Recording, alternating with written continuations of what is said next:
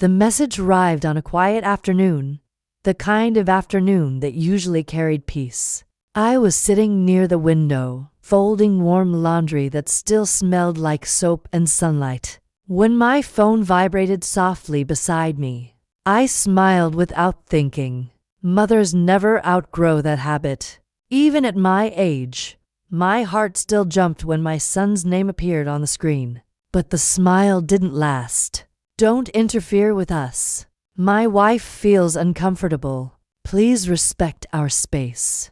That was all it said. No greeting, no softness, no mom, just a clean, cold sentence that cut deeper than any argument ever could. I read it again slowly, hoping I had misunderstood. Maybe it was written in anger. Maybe his phone had been in her hands. Maybe there was some hidden kindness between the words. But the screen stayed silent. The meaning stayed heavy. My hands began to shake.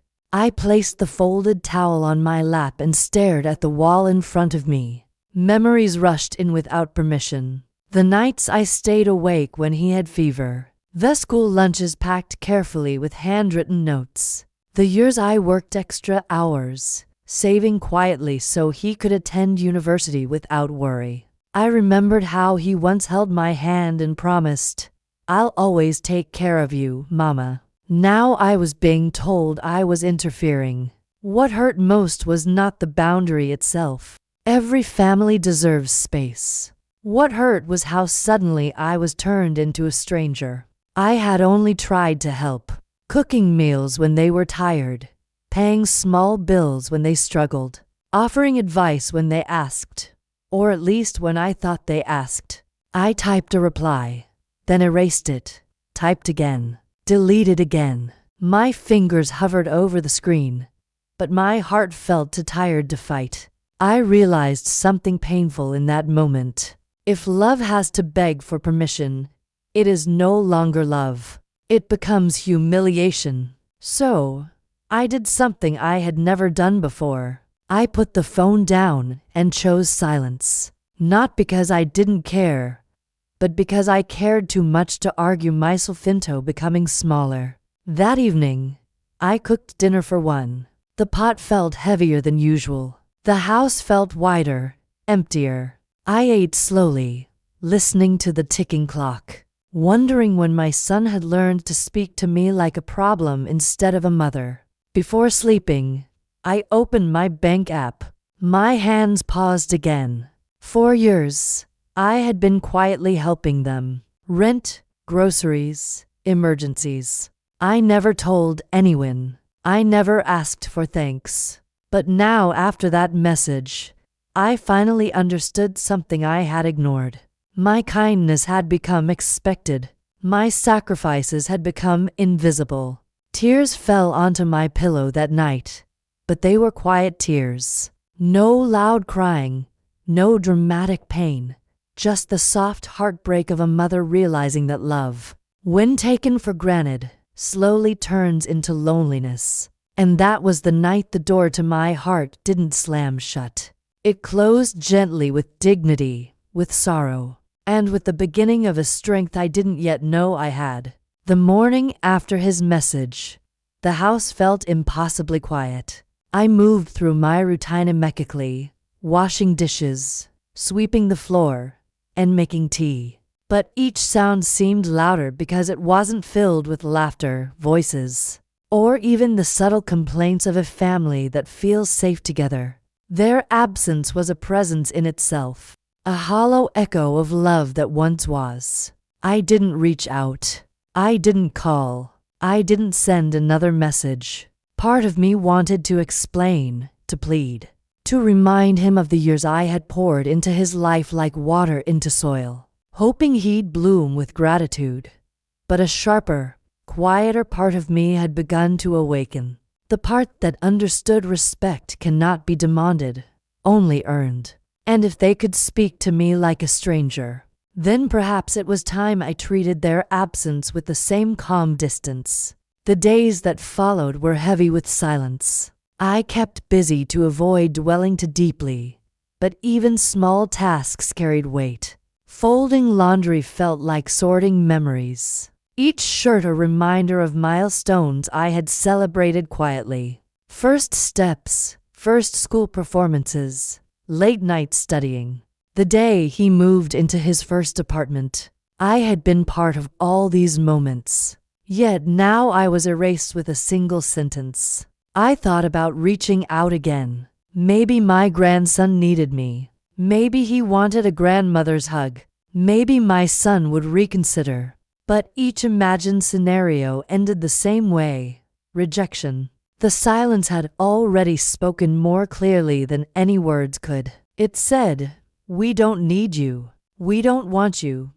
One afternoon, I sat by the window with my tea, watching neighbors pass by. I realized how much of my life I had spent bending, giving, and sacrificing in the hope of keeping my family close.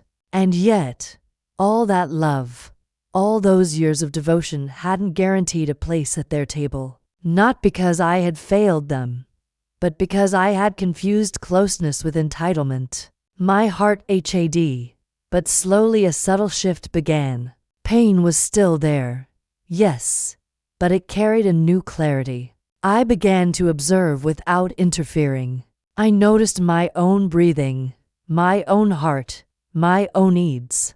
I remembered that kindness is valuable only when it doesn't destroy your sense of self. I began to see that silence could be a teacher, showing me the difference between love that heals and love that diminishes. Then one evening, my grandson's laughter floated through the hallway, carried from the neighbor's house where he had been playing. I felt a pang, a longing I could not ignore, but it was tempered by a quiet strength. I had loved too much to allow their indifference to shape my worth. In the following days, I stopped sending money. Small bills, little gifts, the occasional gesture of help. All of it ceased. Not out of anger, not out of spite, but out of recognition. I had to reclaim my dignity. The part of me that had been quietly eroded by expectation and entitlement, disguised as gratitude. Silence, I realized, hurt more than words. Words could be argued against, explained, forgiven. But silence revealed the truth. And the truth was clear. I could no longer give what they had stopped valuing. And in that realization, I found the first flicker of peace. It was a lonely peace, but it was mine. And for the first time in many years, I began to feel the weight of my own life, not as a shadow beneath theirs, but as something solid, enduring, and quietly unshakable. It was mid-morning when I heard the knock at the door, a sharp, impatient sound that immediately set my heart racing.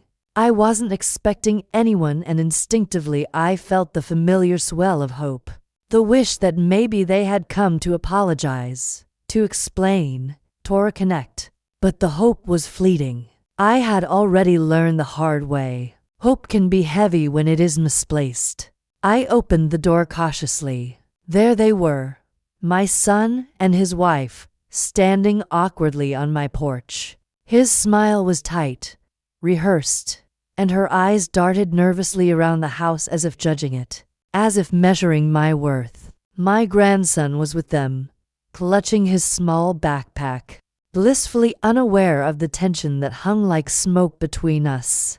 "Mom," my son began, his voice too casual, too practiced. We just wanted to talk."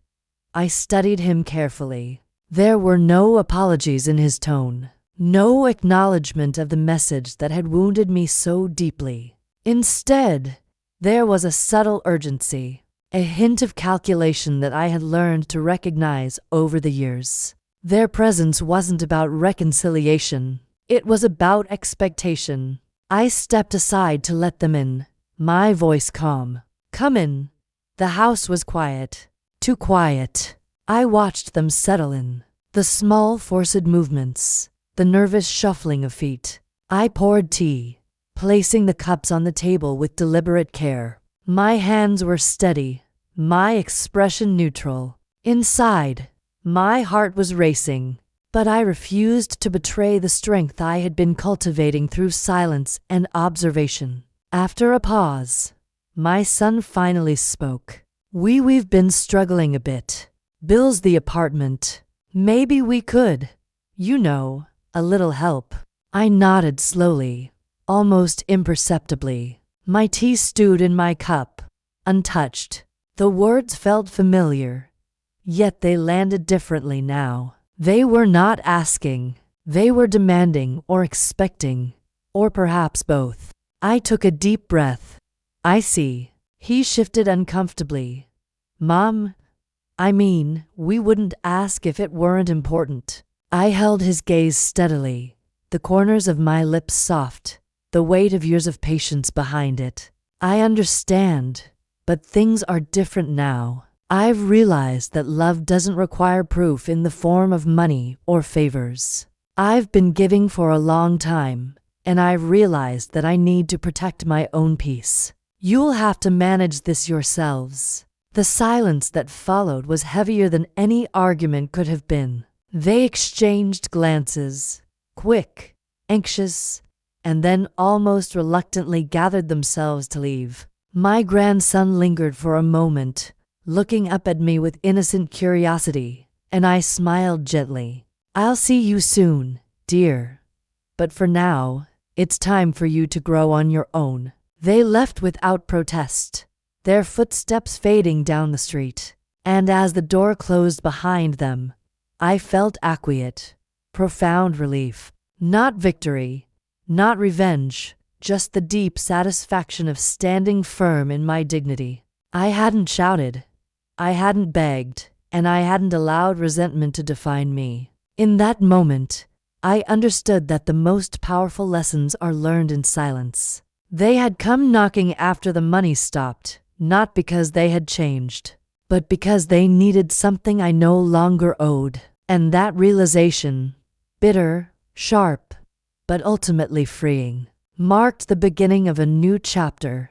For the first time in years, I felt the lightness of boundaries honored, of respect quietly enforced, and of a heart learning that strength can be gentle and still unshakable. The house was empty again, yes, but it no longer felt lonely. It felt steady. It felt mine.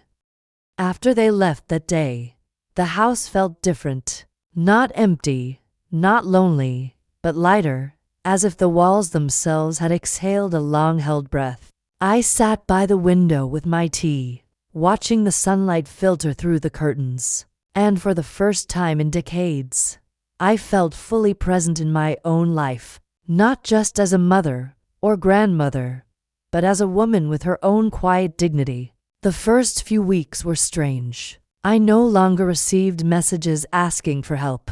No small emergencies to solve. No subtle demands hidden behind laughter or polite conversation. There was silence, yes, but it was no longer painful. It was deliberate. A calm space I had created for myself. A space where I could breathe without apology. I began to tend to things I had neglected for years. Books I had wanted to read, letters I had meant to write, and hobbies long forgotten. Gardening, knitting, and even long walks around the neighborhood became moments of rediscovery. Each day, I felt the weight of expectation lift just a little more, leaving room for self-respect, patience, and reflection. Occasionally, I thought about them, my son, his wife, my grandson, and a part of me had. I wondered if they understood the depth of my love or the quiet sacrifices I had made. But that ache no longer demanded action or apology. Instead, it became a mirror, reflecting back the lessons I had learned. That love must never cost your peace, that boundaries are not betrayal, and that emotional strength often blooms in silence. Months passed, and with them came clarity. I watched them from a distance, not with resentment, but with calm observation. Their struggles, their small victories, their impatience, all of it revealed what I had already known. True respect and appreciation cannot be forced. They must come willingly, and if they never came, it would not diminish the years I had lived with integrity, kindness, and patience. One evening, my grandson appeared at my gate holding a small drawing he had made in school. "Look, Grandma," he said, beaming. I smiled, taking the drawing gently into my hands. Feeling the warmth of connection without expectation, I hugged him softly and whispered, "It's beautiful, my love." That moment was enough. No money, no favors, no sacrifices. Just the pure unspoken bond between a grandmother and her grandchild.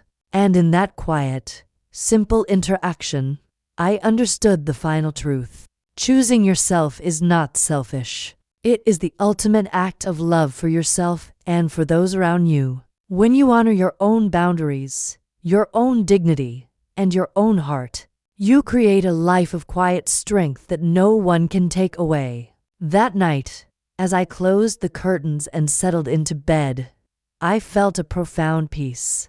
I had learned to love without losing myself, to give without being diminished, and to stand firm without anger. My heart was whole, my spirit calm, and my life finally fully mine. The lesson was clear, gentle, and enduring. Sometimes the greatest gift we can give our loved ones is the gift of ourselves. Fully present, fully respected, and fully free.